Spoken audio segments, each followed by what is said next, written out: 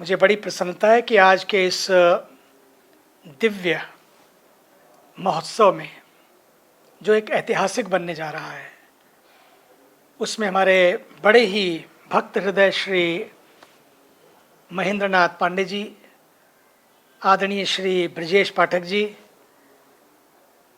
आदरणीय श्री स्वतंत्र Dev Singh ji and very dynamic और बड़े एक्टिव मुख्य सचिव उत्तर प्रदेश श्री दुर्गा शंकर मिश्र जी। मुझे बड़ी प्रसन्नता होती है जब हमारी विरासत, मूल और मूल्यों, संस्कृति और संस्कारों के साथ सेवा कार्य करते हुए अपने लिए नहीं, सर्वजन हिताय सर्वजन सुखाय करते हुए अपने आप को अर्पण तर्पण और समर्पण की जो संस्कृति है, उस भाव से जब कोई कार्य होते हैं तो निश्चित रूपेण सफल होते हैं। रेवतांचल ट्रस्ट द्वारा निर्मित संकल्प सिद्धिधाम पूरे विश्व के लिए प्रेरणा का स्रोत होगा। ये राष्ट्रभक्ति और देवभक्ति का समर्पित केंद्र के रूप में मार्गदर्शन करेगा।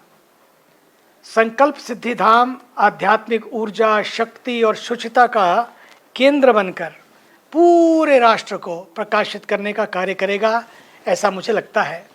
यहाँ से जन समुदाय भारतीय संस्कृति, संस्कार, गुरुकुल परंपरा, ज्योतिष, मेडिटेशन, योग, आयुर्वेद जैसे रत्नों के साथ भारत की अनेक प्राचीन विद्याओं को आत्मसात करने का जीवंत और जागृत केंद्र बनाने का ये जो स्वप्न है, हमारे श्री आलोक पांडे जी जो आईएएस अधिकारी भी हैं और देश की संस्कृति को समर्पित हैं, पूरी टीम लगी है। और सफलता इसलिए भी मिलेगी कि हमारे प्रदेश के पास एक ऐसा नेतृत्व है, एक ऐसी शक्ति है। मुख्यमंत्री जी के रूप में ऐसे कर्मयोगी कहाँ मिलेंगे? योगी भी हैं, कर्मयोगी भी हैं। फिर भारत के यशस्वी ऊर्जावान प्रधानमंत्री, ये जो स्वर्ण कांचन संयोग है, ये अद्भुत है, अलौकिक है और सचमुच एक नई सृष्टि को करने वाला है। और फिर भारत के दर्शन तो भारत के यहाँ के तीर्थों में ही होते हैं। हमारे तीर्थों में भारत की आत्मा बसती है। जहाँ ऋषियों ने तप किया वही क्षेत्र तीर्थ बन गए। अब ज़रूरत है इन दिव्य और पवित्र भूमि को, संस्कारों को बनाए रखने की, ताकि आने वाली पीढ़ियों को भी अपनी गौरवशाली संस्कृति के दर्शन होते रह सके। महर्षि भृगु की तपस्थली वो पवित्र स्थान है जिसके लिए माँ गंगा ने अपने प्रवाह को मोड़ लिया। सोचिए तो सही, ऋषि की शक्ति, और उत्तरवाहिनी हो गई ताकि महर्षि भृगु की तपस्या भंग ना हो।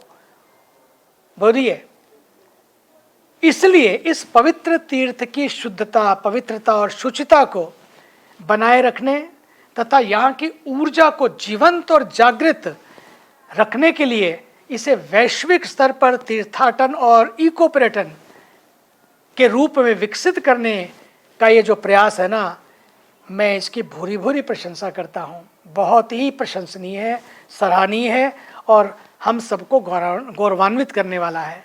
रेवतांचल ट्रस्ट द्वारा किया जा रहा ये प्रयास, जैसा कि मैंने कहा, एक नया इतिहास कायम करेगा। इसके लिए आज आप सबने अपना समय निकाला। मुझे पता है आप कितने व्यस्त हैं। मैं भी आज नहीं आ सक रहा हूँ क्योंकि हमारे यहाँ आदरणीय भारत की लोकतंत्र के उस मंदिर के पीठाधीश्वर श्री ओम बिरला जी यहाँ पहुँच रहे हैं। आदरणीय मुख्यमंत्री जी आ रहे हैं।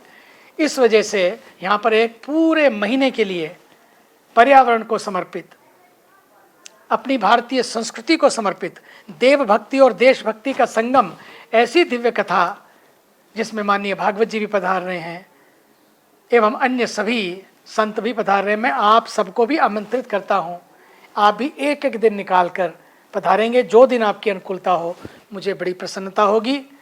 और इस वजह से मैं आज वहाँ नहीं आ पा रहा हूँ, लेकिन मैं आपके साथ हूँ और इस दिव्य सृष्टि के साथ हूँ। पुनः अभिनंदन और इस सोच को वंदन। जय गंगे, जय भारत।